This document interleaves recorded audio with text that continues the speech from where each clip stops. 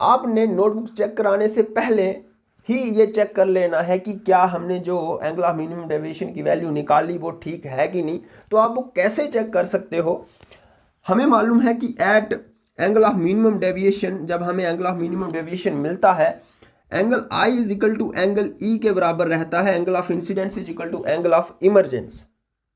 तो इसका मतलब ये हुआ कि क्योंकि हमारे पास एंगल आई 48.9 डिग्री है इस केस में, तो एंगल ई भी हमारे पास 48.9 डिग्री रहेगा।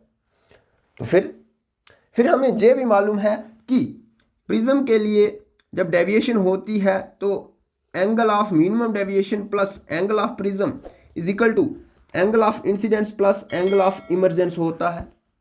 अब इस इक्वेशन में हमें डीएम की वैल्यू सब्स्टिट्यूट करनी है, एंगल ऑफ प्रिज्म की वैल्यू सब्स्टिट्यूट करनी है, जो ज़्यादातर प्रिज्म के लिए 60 डिग्री के आसपास रहता है। एंगल आई और एंगल ई की हमारे पास वैल्यू है। जब इन वैल्यूज़ को हम सब्स्टिट्यूट करते हैं और इनका सम निकालते हैं, जे left hand side right hand side के बराबर आनी चाहिए। अगर ऐसा हो जाता है, left hand side right hand side के बराबर आती है, तो इसका मतलब जो हमने डीएम निकाला है, एंगल ऑफ मिनिमम डेविएशन निकाला है, वो एग्जैक्ट है, वो बिल्कुल ठीक है। और आप देख पा रहे होंगे कि हमारे इस केस में जो हमारे पास एंगल ऑफ मिनिमम डेविएशन की वैल्यू आई वो ठीक है, क्योंकि left hand side is equal to right hand side इस इक्वेशन में ये सेटिस्फाई हो रही है।